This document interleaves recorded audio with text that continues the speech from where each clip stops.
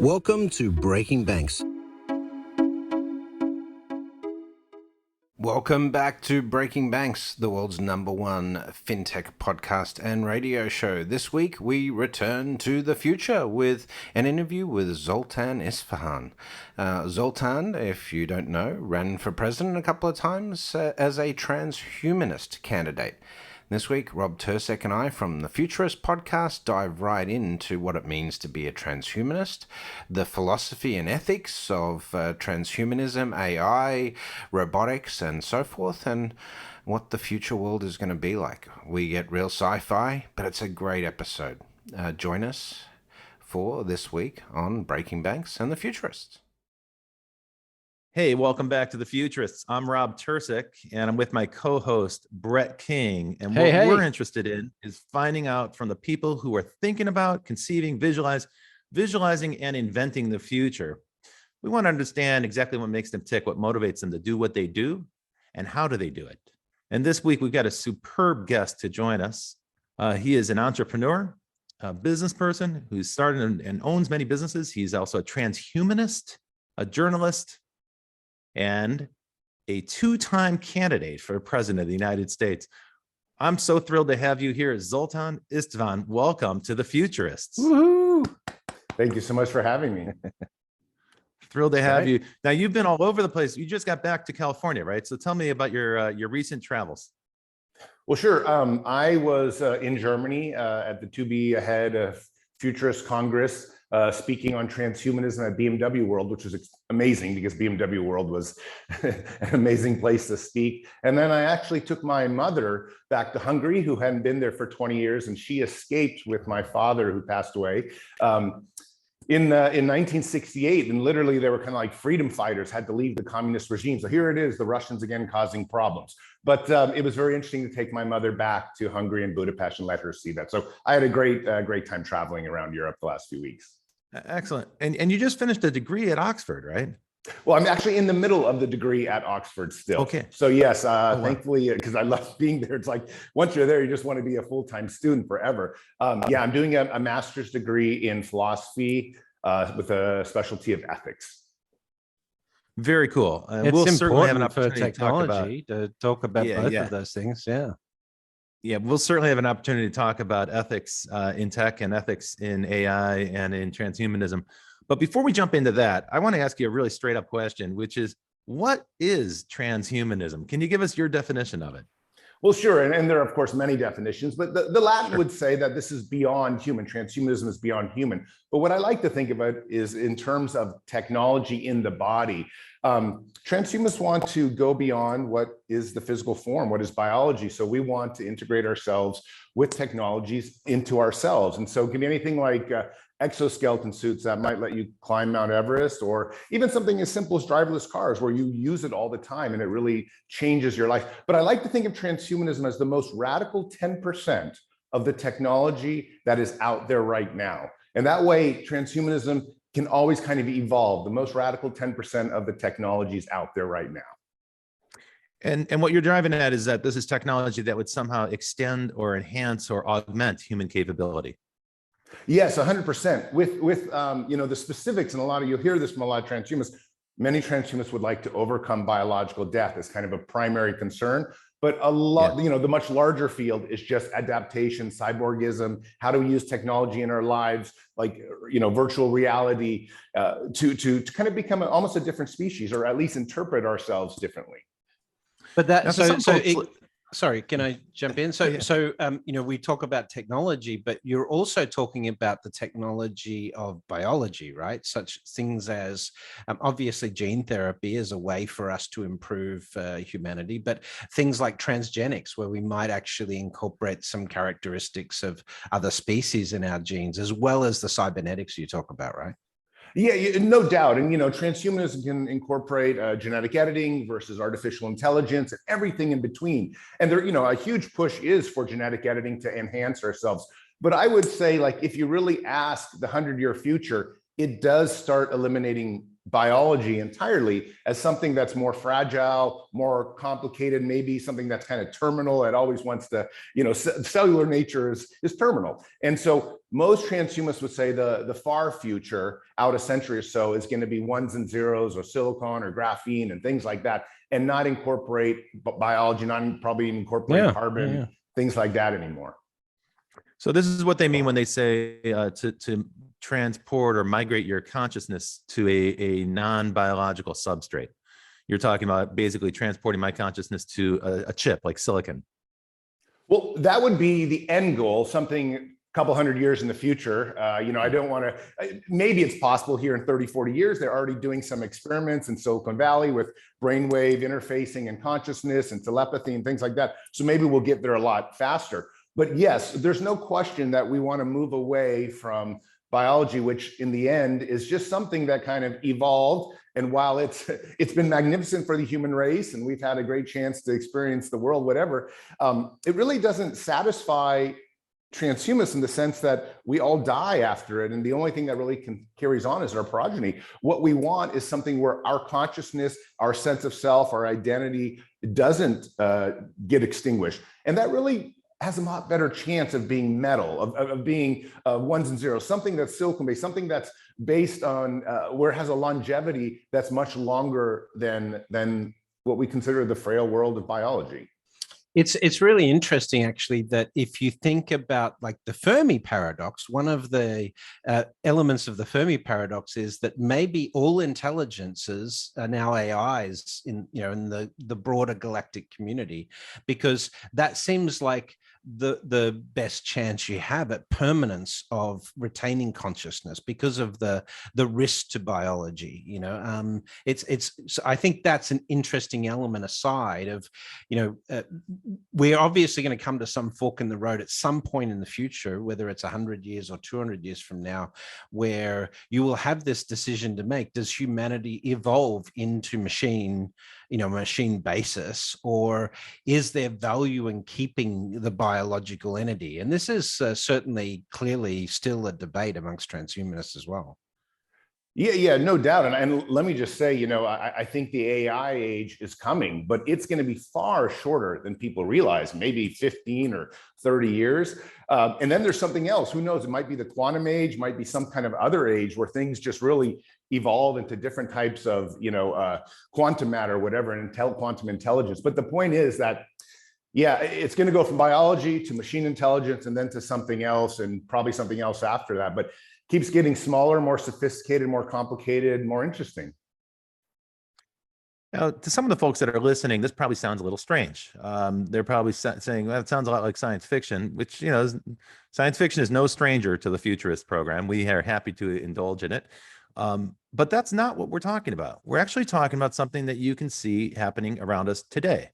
And you could argue that humanity has strived throughout its existence to transcend the limitations of the human lifespan, of our biological clocks inside of us. That's what civilization is all about, finding ways to organize people together to transcend the basic limitations of life, and finding durable ways to transmit knowledge to the next generation. All we're doing now is using advanced technology to accelerate that process. I mean, maybe that's too simplistic, but how do you respond to that, to say that transhumanism is something happening right now and not in the future? Well, I mean, considering, where we were 100 years ago, certainly we're in the transhumanist age. I just think, like I said at the start, that if you take my definition of transhumanism being the most radical 10% of the technologies, most of us don't actually have access to that 10% yet. For example, the robotic eye is something that's big on the horizon for everyone because it can kind of take in Facebook. We can do this kind of podcast through it. There's a million different things that ties directly to your neural system, right to your brain. And, there's so many things that could come from a robotic eye. And you can see in ultraviolet waves. Yes. And you can see snakes in the dark. You can see, if there's a fire in the house, it might wake up in the middle of the night and say, oh, there's carbon monoxide in the air, whatever. A million reasons that we would want to do it. But even though they're experimenting with it, and some people actually have robotic eyes that the FDA has approved, it's really not available in a sense that we can go out and voluntarily exchange our eye and get a better eye, even though some of those robotic eyes can already see more closer when it concerns like telescopically and whatnot already. But the point is, a lot of this technology is still out there and only available maybe to the medically disabled or things like that. They're actually, the disabled often get the transhumanist technologies first, which is wonderful, of course, because we can help that out. But it's not always in our hands. However, if you really look at us driving around cars, flying in jet airplanes, doing podcasts online, I mean, we really are in a transhumanist age compared to 100 years ago. They'd probably think this is all witchcraft 100 years ago. That's exactly right. Yeah. I mean, look, at two of us are wearing eyeglasses, right? That's a mechanical way to correct for biological vision. People have cochlear implants. They're now experimenting with all kinds of contact lenses. Some people have pacemakers. Other people have artificial joints. So bit by bit, we are where we can, where it's medically possible, we're starting to replace parts of our biological body. But maybe with machines. Before we look at augmentation of existing humanity, which is obviously, part of this, one of the side effects of transhumanism is going to be the elimination of disabilities, right? I think that's that sort of flows into your conversation there, Zoltan. Like even the robotic prosthesis. I'm a big fan of the work of Dr. Hugh Herr and some of the developments going on there. But how do we deal with the fact that in a few years, something like this bionic eye or a robotic prosthesis, like a robotic arm or limb, will be more advanced than our human limbs, and people may make a decision ethically, where does this sit? Where if someone says, all right, I'm going to cut off my arm, it's a perfectly good arm, but I'm going to get a better arm out of a robotic prosthetic. Well, I think, I think this question is already on the minds of many biohackers. I'm actually a little surprised because I had forecasted about 2 years ago that sometime within the next 48 months, somebody would cut off their arm and put on a robotic arm. And at this point, they're doing it for show. It's kind of a media thing, but there is a very solid possibility within 7 to 10 years, these robotic limbs might be better than what we have now. And people will electively start doing them. And I think when you come to that point, it's going to be sort of like social media. There's a bunch of people out there that say, oh, I don't want to go on Facebook. I don't want to go on Twitter. I don't want to do this. But if you're in a job that requires that, and so many jobs do these days, then you sort of have to. And I feel the same thing is going to happen with robotic limbs. At some point, if you're both in construction, you and your neighbor, and the neighbor can now lift 3 times the weight you can lift, it's got a robotic arms, he's going to be making more money. He's going to be taking care of his family better. He's going to be getting the bigger house. There are social concerns that will probably force us into the cyborg age, capitalistic concerns. I'm not saying they're good. I'm just saying that this is the way technology has been, that those who use it often have an advantage and therefore they acquire it faster and first. This is interesting as a policy conversation, but, obviously you ran for president a couple of times. But as you look at governments like, China, the United States, European governments and so forth, which governments are starting to think about this sort of stuff at a policy level, or are we still absent that in the public conversation? Well, I think for sure the Biden administration has done better in, pushing forth technologies, including climate change technologies and things like that, than the previous administration. But I got to say, when you really look at a place like China, even though there's a huge amount of social control, there's, maybe it's a dictatorship and these kinds of things, they seem to be very open-minded to transhumanism. And I wonder if a lot of it is cultural. We live in a very Judeo-Christian nation where people are scared of cyborgism. People are scared of these things, robotic eyes. Our privacy is such a sacred, kind of thing. Whereas in China, they're just like, look, this is very functional for the nation as a whole. Embrace this stuff. And so I feel like they may be truly the first transhuman nation, and they're spending a huge amount of money on AI. I got to say, though, just having been in Germany, there were some wonderful things that I saw in Munich, some wonderful new technology. And of course, Japan is always there. So it's a worldwide effort. I just think to begin with, though, America has to really keep on the ball. It can't just be Silicon Valley always carrying the ball. It has to be a government that embraces this and Absolutely. says, we want to lead the world into the transhumanist age, because as this great democracy, we don't want to fall behind. And we certainly don't want somebody like Russia and China to lead these technologies, because that becomes something very dangerous. One of the challenges we face as a country in the United States is that is this belief that somehow America is exceptional, right? We've been telling ourselves that for 200 years. And this faith in American exceptionalism means that it's very hard for us to accept lessons from other countries. because we're supposed to be the first, the best, the biggest, whatever mythology we're telling ourselves as a national narrative. But the problem with that is it blinds us to advances that are happening. So if there's a country that we view as an antagonist or a competitor, these days it's China, then it's hard for us to take in any information about that country that doesn't reinforce that perception of China as the adversary. So it's hard for us to accept that there might be lessons for us there. Certainly there's plenty, as you pointed out, to criticize about China. But what we're missing there is that the Chinese leadership consists in large part of engineers, people who are scientifically literate, and in fact, people who understand how to build systems and maintain systems. Now, I contrast that with the point you've made. You made the observation that most American politicians are lawyers, and most of Congress is dominated by lawyers. And if you wonder why we have such convoluted laws and such a complex regulatory process and such a crazy scheme for immigration and such a crazy convoluted tax system, and it goes on and on and on. You can go through any aspect of where the government touches you. It's super complicated. Why? Because it's written by and for lawyers. It's like the Full Employment Act for attorneys every time they pass a new set of laws in the United States. One of the observations or criticisms of the US is that because we're dominated by lawyers and legalistic minds in policy, we don't focus on end goals or outcomes. Instead, we focus on process, because that's what attorneys are focused on. Did you go through the process? And you end up in a situation where a bureaucratic part of the government can say, like, well, we did the 10 steps in the process, but no one's accountable for the outcomes. Now, you ran for president. You did it twice. That is no small undertaking. Tell me about your motivation. Why did you feel like we needed to change at the national level in the leadership? What gap were you trying to fill by running for president? Sure. And let me just say, in the first presidential campaign, I had a policy that really was trying to restrict the amount of lawyers in office. And it's not that lawyers don't serve a great, something in society. They do their jobs. But if you have 40, 50% in Congress running the show, lawyers are designed to stop things. They're designed to look at all the fine details. And when you're trying to run a nation, you can't always just stop things with fine details. Sometimes you just got to get out in front and run with the ball in the open space. And I feel like if we had more doctors, we had more nurses, we had more teachers, we had more contractors, plumbers in office, I bet we'd get a lot more done. And I almost wonder if there should be some kind of law passed, or at least some kind of financial mandate where we support those kinds of careers getting into public office as a way to diversify our government.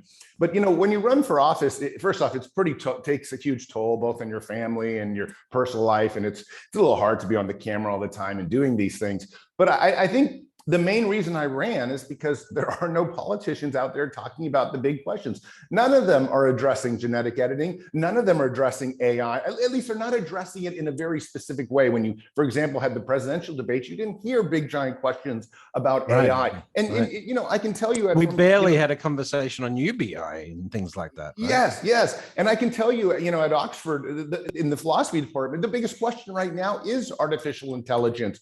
Wow, what are we going to do in 10, 15, 20 years when these things are maybe as smart as us? Who knows what's going to happen? What are the ethics? Should we go forward? And yet this would be something you would think leaders of our country would be, forming committees, doing this, doing that. And instead, it's just too dangerous of a question, because as soon as you talk about it, you lose voters. They kind of look at them, the voters look at it, at it as they would look at me, which was, oh, Zoltan has some interesting ideas, but he shouldn't be elected. Those are weird questions. Let's talk about taxes or immigration. And yet AI is the most important question. And so is genetic editing, these kinds of questions that we can start changing the body. It's sadly, they don't want to talk about it. Well, you've got, there's so many implications just to AI, the techno unemployment angle, all of that. Rob and I often debate that on this show. But the ethics of gene therapy, in vitro, and then, mass inoculation, just think of the reaction to the COVID vaccine. And now you're suddenly going to be talking about doing gene therapy to eliminate Parkinson's or Alzheimer's from the genome, right?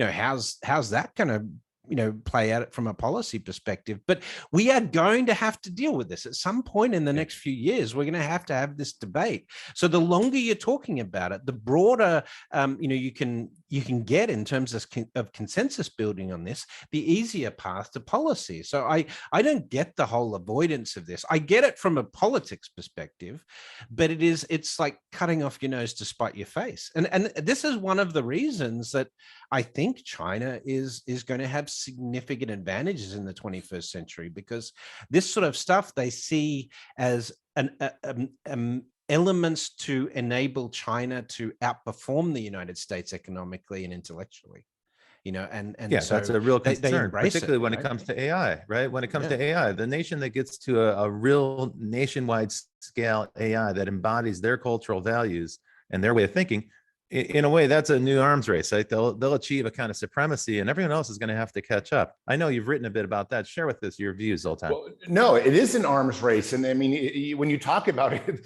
and this is why it's so baffling that America doesn't want to confront these things. We have an arms race with genetic editing too. Super soldiers, eliminating disease, eliminating aging. And whoever gets there first is going to not only get the patents, but they're also going to have the economic fallout from it, which is going to be massive. They're going to become, these are trillion-dollar industries, maybe multi-trillion-dollar industries. So it's imperative that America gets there first, that a democratic kind of nation achieves these things, because I worry, especially with AI, the idea that you could send viruses out to other AIs, as they're already doing in cyber security warfare and whatnot. So if you have the upper hand, you can hold the upper hand indefinitely. In fact, this is almost different than the arms race, because the arms race was kind of like 60-40%. You can still destroy each other. But in the AI arms race, it's whoever gets to the top ends up controlling the geopolitical kind of environment entirely. And because it's not, one can't destroy the other one, only the top one can kind of sprout out its viruses, and everything else has to remain subdued. And therefore you have this, this thing where it's not mutual destruction, it's just simple victory. And of course, if China or Russia gets there, and Putin has said this, he said, whoever gets to the great AI first is gonna, be that has the victor with all the spoils. So we really need to watch this. And this is why I wish politicians would take it more seriously. I do understand that military leaders are, and I know they're probably pushing the politicians, but at the same time, I wish politicians would come out openly and say, listen, this is America's game, we better be in it. It's an irony, isn't it? We're the most technologically advanced society in the world, and we have leaders who are technologically illiterate. And you see that when, for instance, they interview people like Mark Zuckerberg, when Congress calls those people forward and interviews them. It's embarrassing to watch our 70 and 80-year-old senators try to formulate an intelligent question. I mean, it's almost laughable, right? But these are our leaders. These are the people formulating policy. So Zoltan, what policies would you recommend that the United States enact that we're not currently enacting? Well, I think the very first policy, and the one I really ran on, was the majority of, I think why my campaign actually did very well, is I had suggested that we reduce the budget for the military and the defense and American defense by 50% and allocate all that money to healthcare and technology and science. So instead of an military industrial complex, let's create a science industrial complex. And that would filter out in so many ways. That would filter out culturally. Everybody would say, okay, we're no longer this warmongering nation. Now we're a science mongering nation, which is so much better. And I think it's really a matter of budget. 20% of the GDP still remains for defense. And I think, the point of the story is, if you spend that for science, you spend that for healthcare, we could take care of real wars. We have a war against cancer. We have a war against Alzheimer's. We have a war against disease out there that we should be fighting. And we could win if we put the resources there. So that would be my very first policy, is reduce the budget of the military, take the spare money and put it directly into science, which would definitely help America more than I can think of anything else right now. Well, I can imagine that's going to get a lot of votes. Yeah. The military industrial complex, right? But Zoltan, it's interesting, that you are studying at Oxford, you're studying ethics, but you're also studying philosophy, because I want to get into that after the break in terms of where this takes us philosophically as well. But in the time that you've been in the transhumanist community, what progress have we made here that you can sort of identify, either societally or in terms of policy, that is starting to see real benefit? Well, I think for one thing, since I've been around maybe 10 years in sort of the public light, my novel, The Transhumanist Rager, came out, and that sort of pushed me to this publicity, level of publicity. we sort of have been tackling disabilities. They are actually being eliminated to some extent. People are getting better. For example, you had an arm shut off in 2010. The neural systems weren't very functional back then. Now people can get an arm shut off and still start playing the piano with the robotic arm. So you are seeing things like that take place. I think a lot of the technologies are still in their infancy. Genetic editing, we've had a few, like they had the thing in China where they did something with the two daughters and it tried to get rid of HIV, but then the whole world came down with a moratorium and it was kind of like squashed out. I wish we would move forward with some of these ideas, even if there are risks to some individuals, because the broader implications for the public could be massive in terms of saving lives and saving death, people from death. And so I think in the real world, transhumanism as a community has grown a lot. It's grown as a movement. You hear it all the time, but a lot of the best technologies are still out there. Probably in the next 5 to 15 years with brain interface, with some of the actual advancements that the FDA is going to pass with genetic editing, those things are going to start really changing our lives. I wish I had more positivity to say here, but a lot of it is still, in research and trying to get through the governmental system so that it can be implemented in our lives. Before we go to break, I want to ask you one last question. So we've had a couple different speakers talking about the future on the show who were concerned about the emotional response to the future. In particular, John Hagel, who's a legend, in terms of his ability to forecast digital change and network change. And he's now focused his entire consulting practice. This is a guy who ran a big chunk of Deloitte and a big chunk of McKinsey. He's changed his entire consulting practice now to focus on emotional responses, fear of the future. Talk about fear of the future, because many of the concepts you're sharing right now, they're going to instill a fear response in some of the folks that are hearing about it. Well, to be honest, I think a lot of fear comes from your cultural baggage. Or if you're, let's say, a born-again Christian, then you really don't want a chip in anywhere in your body, or especially not in your brain or anything like that. And even if you're somebody who's doesn't have any kind of cultural baggage, you still may be afraid of, cameras all over the place that are taking away your privacy. I feel like one of the big problems in society is not looking at the history. It's really clear when you look at the history. History shows that the world has gotten better. People's lives are longer. There's more prosperity. Less people are dying at birth. People are happier. And it's always because science and technology has made it that way. There are vaccines, there are this, there's that, and people's lives get better. You can see it on any kind of graph, any kind of scale. So you just have to think, no matter how crazy the technology is, that graph and scale is going to continue. Now, believe me, when we introduced anesthesia and all these other things and fire, whatever it was, people freaked out. They thought, oh, this is magic and witchcraft. It's always magic and witchcraft. But the historical scale shows that things are getting better. Our lives are getting better. And that's what we need to base our content and base our feelings on it, that we can trust science and technology after hundreds and hundreds of years of making the human race a better place. Yeah, this is the story of humanity. We suffer for millions of years, then we finally figure out a way to kind of incrementally make it a little bit better, and people can resist that. They cling to the past. It's like what we know. They cling, they resist. And then finally the science gets a little bit better, and now it can be implemented, and what do you know, lo and behold, it works. And then we immediately take it for granted, and then we complain about it when it doesn't work. I experienced that when I was doing mobile video at first. In 1999, people thought putting a video on a phone was ridiculous. I got kicked out of people's offices because they told me I was out of my mind. By 2001, it was a thing, small, but here it is 20 years later, and now everybody's using video on their mobile phone to communicate, and we totally take it for granted. But in the beginning, it was preposterous, and that movement from preposterous to possible to probable to now we take it for granted and it's fully deployed. I think it's quite an interesting time. It only takes about 20 years for this stuff to grab hold and to really go to mass scale. Hey, all Brett, right, well, let's take a quick break. You're listening to The Futurists. I'm Brett King and my co-host Rob Tercek, and we are interviewing Zoltan Istvan. Ran for president twice, and he's a transhumanist. We'll be right back after this break. Hey there, welcome back to The Futurists. I'm Rob Tercek with co-host Brett King, and this week we are interviewing Zoltan Istvan. And Zoltan is a futurist, about as hardcore futurist as you can possibly imagine.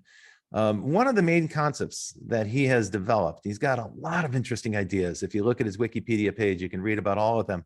One of the ones I want to bring up is about immortality and transcending the limitations of human life.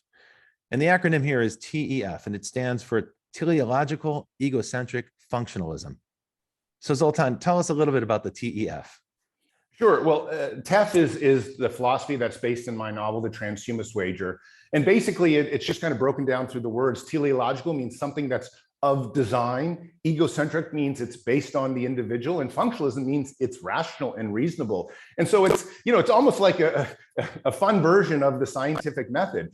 Basically, except for the difference between maybe the scientific method and this, is that TEF inherently believes that there is a design in the universe, not one that's done by God, not one that's necessarily done by any kind of spiritual thing, but it's this design that we are improving. No matter how you look at the universe, things are organizing in a way to get us to a place that's more complex than where we came from.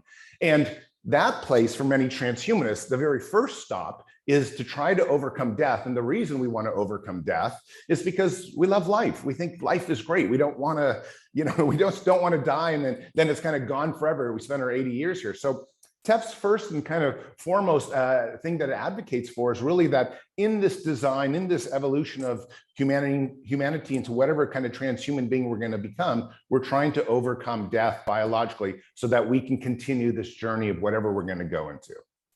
It's sort of been this pursuit of humanity for the ages, right? Immortality, the elixirs of life, the fountain of youth. This is, if you like, at the core of human existence. It's like the ultimate, like you've got the big questions of why are we here, but ultimately the ultimate human existence is where we can remove death. And so there are, as we've debated, there are sort of two paths to that. There's biological immortality, but there is the easier path from a technology perspective may be technological immortality.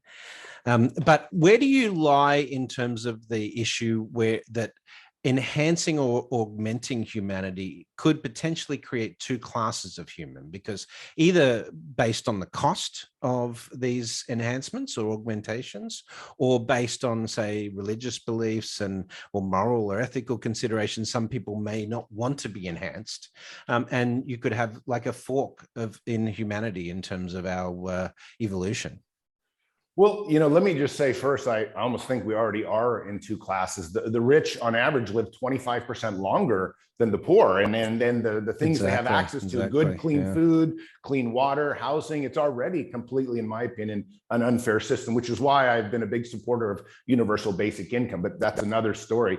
But so I think in the future, though, this might become worse and inequality is growing. So there's really, it's one of the things I've been telling people, as much awesome technology as we create, if half the world gets left behind and we create a dystopia, we're going to look back and say, oh, we blew it. So it's something like humanity has to go all together, and you have to make all these technologies available. And don't get me wrong, I'm not like trying to defeat capitalism or things like that. I'm just saying that there has to be a point when all of us actually improve the lives of everyone, and in order so that we don't end up this species that has destroyed, like all the Hollywood movies are just like that. They always end with some bad guy ruling the world. That can't be the case in transhumanism. I don't want to think that I spent my entire career defending transhumanism only to have a dystopia occur. So there have to be some kind of government safeguards or economic policies in place that make it so that all of us go, and that even if we are two classes, because I'm not sure that's unavoidable, I would wish we could, at least the second class would have all the basics covered: food, housing, things. They would be very happy. And again, that's why I support a universal basic income. But I am worried as well that we're going to end up in a dystopian, there will be two classes. And that's going to be up to people to look deep inside themselves and make the right choices. It's very, I think that question of economics, you've raised it, so I'll throw it in there. Again, Rob and I talk about this frequently on the show, but at a certain point in terms of human advancement, there's only so much that capitalism and economics can do for us when it comes to these advances that humanity can make, and the advances we'll need to make just in terms of climate mitigation and resilience and food scarcity and all of those sorts of things, they go almost beyond economic considerations, that we may need to sort of think about, what's the purpose of the economy if it's not to look after the basic needs of citizens? Like you could argue that the American economy is the most successful economy the world's ever seen, but if you look at the basic needs of citizens, then you could argue it's a failure, right? Particularly in respect to healthcare and so forth. So from an economic policy perspective, in 20 or 30 years, how do you see the whole transhumanist movement affecting the way we think about capitalism and economics? Well, I think at the very core of it is technology improving the world. The more technology we have, the better the world is going to be. And the reason I think that is because it's technology and science that cures the diseases. It's a technology and science that might be able to reverse obesity, which causes people to die early. It's technology and science. I mean, you have friends who are working on splicing their skin with DNA, plant DNA, so that they can go out into the sun and photosynthesize. Maybe there is a cure for the 6,000 kids that are starving to death every day that isn't about growing more food, but actually changing who they are. So I think that the quicker we get to the transhumanist era, the faster we're going to be able to stop suffering worldwide across the world. A lot of it comes from our biology. Now that's rather grandiose thinking and radical, but in this sense, it's been very conflicting for me because I want to get to the future as quickly as possible. At the same time, in the meantime, I don't want to see all this suffering. And this same thing is happening at Oxford when I just took an entire week of studies on the environment. It's clear that we're screwing up the planet. It's totally clear with climate change. But what's not so clear is how much we should spend on fixing the environment with new radical technologies, geoengineering, bioengineering, all these other things. And that's what is actually one of the big debates right now at Oxford is not, do we reduce our global footprint, but do we actually just put all our money and energy into technological fixes? And I have the same thing with humanity and transhumanism. Do we try to get everyone to the transhumanist age as quickly as possible? Will that mitigate the suffering the least? Or do we try to slow down and actually make it that everyone's lives is better? I don't have the right answer yet. It's just a big debate. I think if you want to define what a futurist is, I think you've defined it right there, which is we're all in a hurry to get to the future. We're just trying to figure out what's the safest and most ethical way to get there. Go, Rob. And people are going to take different paths. I mean, there's no way to control it. In fact, I think as I listen to you, Zoltan, I hear you saying that there's a role for government to play.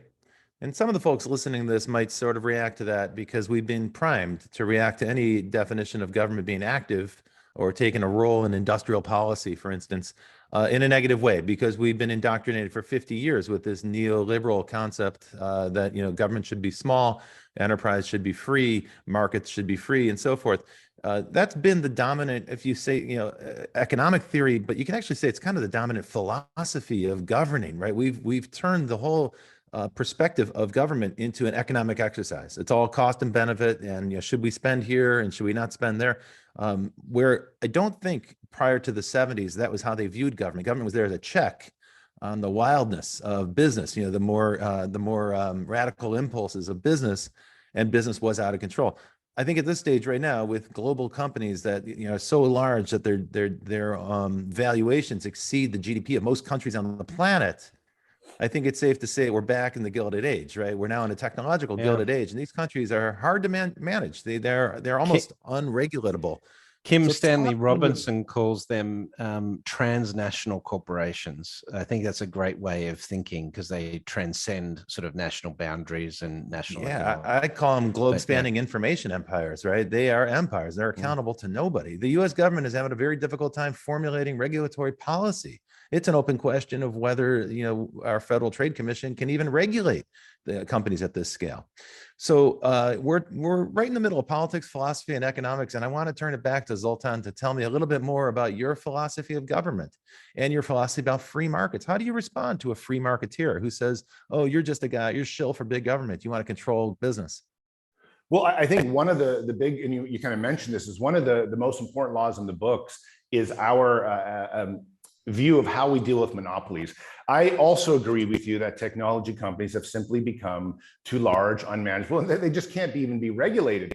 And I think maybe what we need is, and this wouldn't, the billionaires don't necessarily have to hate this idea, because in the end of the day, it's not whether they have one giant company, it's a question of whether they have maybe 3 or 4 big companies. But I do think the government should step in with stronger anti-monopolistic practices that would keep companies smaller and keep them more nimble, and let a lot of the startups in Silicon Valley actually have a chance to make it, not necessarily be bought out. And this kind of environment, this kind of playing field would be far better for the average consumer, in my opinion, than these giant monopolies that become so big. They're bigger than countries. And you're right, they can't be regulated anymore. And they have often people at the very top of the chain of command, whether it's Elon Musk, or Mark Zuckerberg, or whatever, that are just, to my opinion, eccentric and not necessarily doing the best for humanity. I want people at the top that could. They're uninformed about philosophy. They have no knowledge of ethics. They demonstrate no ability to implement ethics in their business or manage that process. And they seem to be amoral in the sense that they're just about like, hey, we can do this, and we're not even going to think about the pros and cons, or maybe the arguments against. Government's just going to become AI. It's just going to be a DAO in the future. That's the best way. But that process. Well, you say that, Brett, but how many people want algorithmic justice? I mean, anyone who's dealt with the legal system knows that is a very complicated and nuanced set of arguments, right? There's no AI that can handle a court case right now. Yeah, no, I tend to think that the way to do this is when companies become too big, they just need to be stopped. And people need to say, look, you need to break off into other companies with new leadership.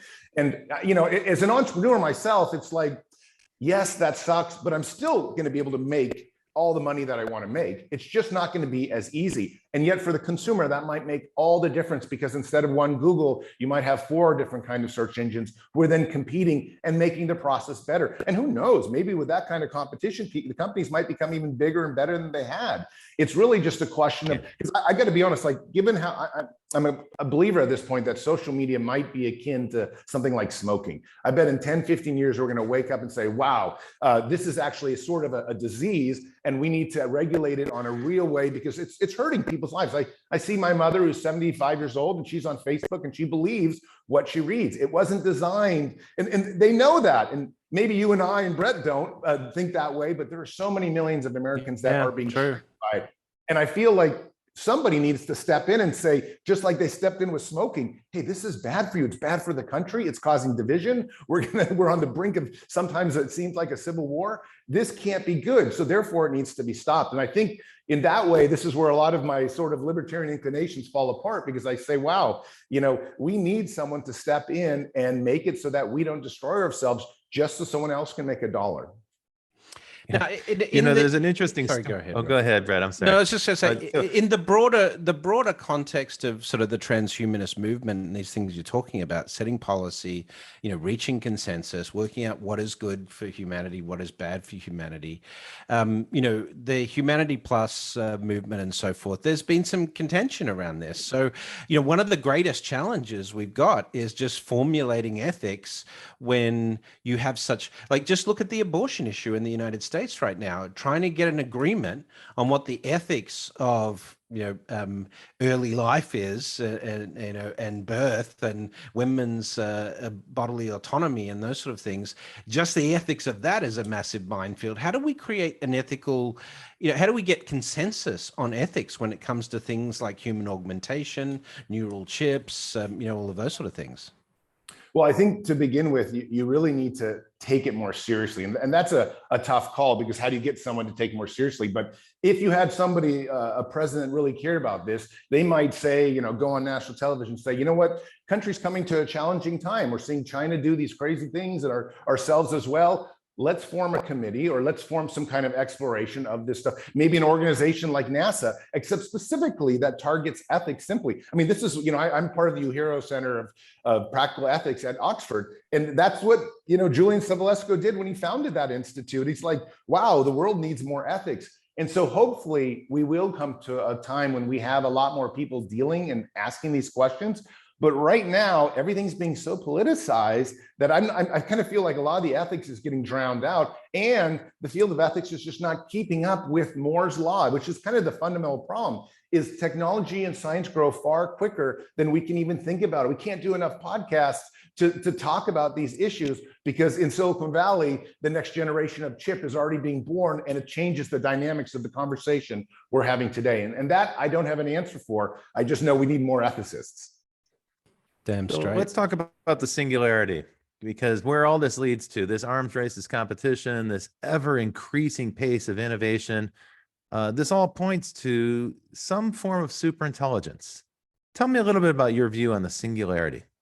Well, sure. You know, the transhumanist view is that the singularity is this time when artificial intelligence becomes so sophisticated that, first off, our understanding of it is no longer possible. It's just way beyond our human understanding. And you know, someone, I think David Kelly of Wired, had said, you know, the next 5 minutes will be more complicated of history, the next 5 minutes, than the entire historical time before that. So we're talking about massive change in the singularity that is way beyond our 3 pounds of meat that we carry on our shoulders. And for this reason, it's kind of a quasi spiritual concept in the transhumanist community. We speak about it like, who knows what it's going to happen? Will there be things like technological resurrection, where you're able to maybe either go back in time or reconfigure or reverse engineer atomic matter and print out dead people that once were alive just as they once were? I mean, crazy, weird concepts in our transhumanist community. But the point is, it's really a fun thing to think about. And if Ray Kurzweil is right, you know, and he probably is, at some point in the next 50 years, we will come to a point when these machines become so sophisticated, artificial intelligence, that they keep growing and they simply leave us behind. And if we're not merged with them, and this is the key about the singularity, if you want to take place in singularity, you're going to have to upload or at least have a cyborg mind that can keep up with it. Because if you can't, then you're going to miss it completely. And it could be happen in the blink of an eye. I like Ian Banks's approach to this in the culture novels. I think that melding of, you know, technology and biology and, you know, the culture series is what I would like to envisage as a sort of perfect balance between those two worlds. And also, you know, you had those technologically advanced humans, the augmented humans that, you know, saw their responsibility of taking care of, you know, these other human cultures that were sort of more natural humans as well. But let's get a bit more sci-fi here, Zoltan. We've got a few minutes left in the podcast. That wasn't sci-fi enough. It's all been sci-fi this one. This is great. This is a great episode. You know, looking out 30 to 50 years, obviously the ability to download consciousness into a digital construct, to use a digital avatar of ourselves, whether in the metaverse or the meatverse, as others call it, and so forth, all of that. But what technologies or what advancements that humanity is set to make most excites you about the future? What do you think, you know, in terms of what individual things or collectively could really change the way we view the human species and sort of our purpose as a species? Sure. Well, let me just say, you know, for your listeners, that there's a documentary that came out on one of my presidential campaigns called Immortality or Bust. And it juxtaposed this when I was driving a coffin across the country with my father dying at the same time. Here I was trying to spread life extension. My father was dying, and my father died from his 5th heart attack. And so what really, I think, attracts me is, even though I speak a lot of AI and technology, is really when we get to 3D bioprinting and stem cell technologies, the ability to recreate ourselves. You know, had my father been able to kind of had his own heart printed out, or even an artificial heart, he might still be here alive today. And since 1/4 of us are going to die from heart disease, this is massive. But it's not just heart disease. It's most people die from organ failure. So definitely, I'm believing in the next 15 to 25 years, there will routinely be bioprinted organs that we put in our bodies that allow us to live a lot longer. And that's going to be wonderful. But in the greater scheme of things, we're going to have to get away from biology and into something that incorporates ones and zeros, silicone, and probably graphene. Graphene's a lot better than silicone. And so that will be probably the new material of the future, unless we come up with another one. And I think we're going to either be upload ourselves and continue to have biological selves here, or maybe the uploaded selves will help us. And maybe it's not a perfect upload. Maybe it's some kind of compilation of ourselves. But the point is, I'd say within 50 years, I would be very surprised if we don't have little angels on our shoulders that are almost our identical personalities, maybe making really good decisions for us. They might be in our head. They may be just through a chip implant. They may be watching us all over because we have cameras or scanners and things like this. But don't be surprised if there's a lot of Roberts and a lot of Bretts and a lot of Zoltans walking around helping us do the kinds of things that we're doing, including maybe attending meetings and putting on podcasts. So I see one thing people don't talk about is they think, oh, I don't want to have more than one me out there. But I actually think it's going to be very useful from a work perspective, as from a philosophical perspective, to have many of us out there, even if they're just digital copies that are imperfect. And so I see in a 50-year future, given AI, given brain implants, given uploading possibilities, that there will be a lot more humans. It just won't be physical form. It'll be much more digital. And those digitals will have lives of their own, sort of like family members that bring back maybe goods, commerce, ideas, art, things like that. And so in the future, I see a lot more population, just not necessarily of ourselves, our own, mini me's, I guess. But it's going to be radical in that sense. And I think it's something that a lot of people don't think about. They don't realize that if they had a chance to upload themselves, they wouldn't just upload one version of themselves. For survival reasons, they might upload 100. And that's really going to change the dynamics, almost like traffic in Los Angeles, something like that. Think of it in terms of, wow, the crowds. Let's build on that and expand it, because of course what we're leaving out of this equation right now, you're talking about people replicating themselves, perhaps in silicon, perhaps in graphene or some other substrate. Cool concept. But let's not forget, we're already hyper networked. We've been hyper networked now for 20 years. That's a baked in expectation that people have. And those digital selves will be living on the network and they'll be hyper networked. And so we arrive at the possibility of a networked mind. And if you want to look for one event that would really rapidly set apart the people who are hyper networked and have backed up their brains to the computer or to the cloud, separate them from the people who don't want that kind of technological enhancements, the networked mind is going to do it, because suddenly you have access to an ever growing and ever increasing number of minds. And you'd have thereby kind of a force multiplier on what a human mind's capable of. And no doubt there would also be an artificial intelligence augmentation as well. And so you'll have like superhumans who are hyper networked, have multiple cells. That's a scary idea, I think, for some people, but for other people, it's exhilarating, right? Like you want to get there, and you'd be faced with that choice. You can imagine, you would go to like the brain backup clinic and they'd say, okay, would you like to network your mind or not? Check the box. And you're like, why not? Right? Like you could choose not to if you want to keep your stuff personal, but why not get superpowers? Why not connect with all the minds? It's like longevity treatments. It's the same thing as the longevity treatments, that question, should I get it, my next visit to the doctor or not? It's like, why wouldn't you get a longevity treatment if it improves your long-term health, the bioprinting stuff, all of that? I think, that's eventually where you run to.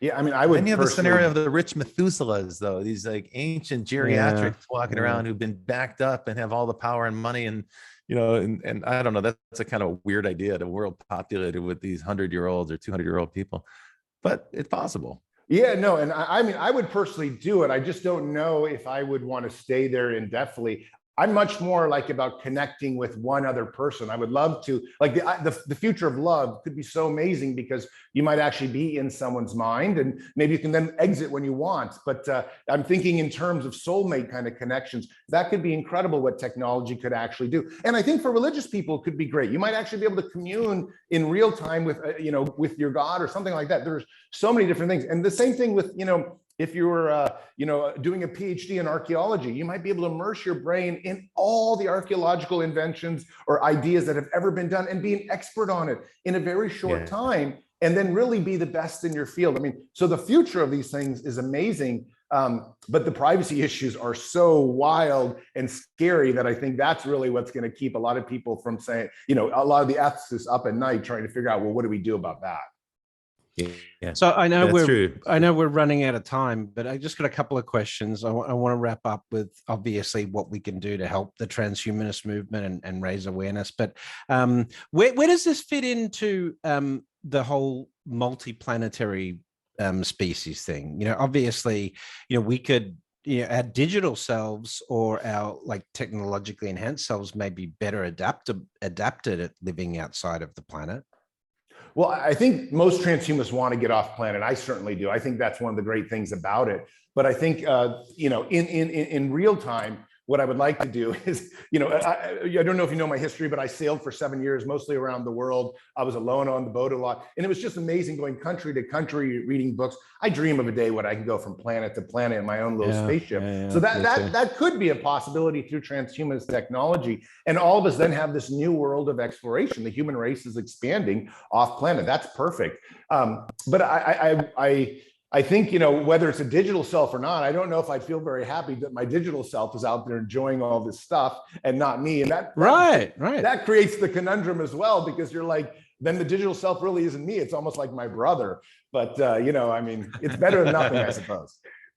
But that's really realistic. I mean, if we're talking about, if we can put a realistic quotient on this discussion, look, all space exploration that's happening right now is being done by robotic systems. We have a space station, but they're not really in outer space. They're in low orbit, so they're not really doing space exploration. The United States and other countries have given up on that. And that's because of the life support systems for biological bodies. That's what most of the payload is when you launch a rocket into space. So it seems quite feasible or plausible, I guess, to say that, well, if you can back yourself up onto silicon and you can send that personality out, that's the way humans are going to get to other galaxies. There's no way a human body is going to be surviving. Mars is solely inhabited by robots and teleoperated machines now. Yeah. So that's right. No, and that would representatives of human consciousness.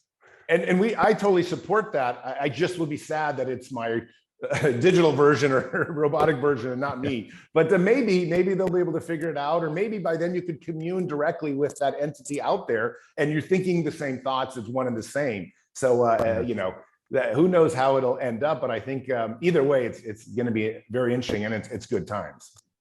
It kind of brings us back to the point Brett was making at the beginning of the show, which is, if there is alien life, it's probably an AI. It's probably an AI and it's a machine rather than a biological system. Wow. Okay. Hey, great fun talking to you, Zoltan. Thanks for joining us. So Zoltan, how do people find out more about you and the transhumanist movement in general?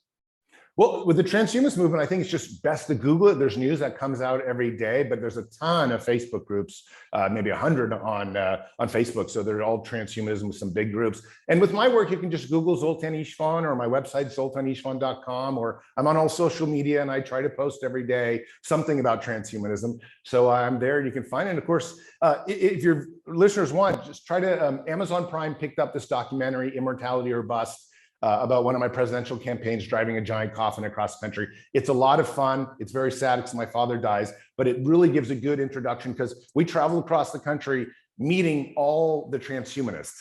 And that's really what the movie was about. So that was a lot of fun if you want to ever watch on Amazon Prime. Super. Zoltan Istvan, thank you for joining the Futurists this week. We've really enjoyed the conversation. Thank you so much for having me. That's it for this week. If you like the show, make sure to give us a 5-star rating on your favorite podcast platform, or share it with a friend, or share it on social media. We'll see you again next week with more Breaking Banks.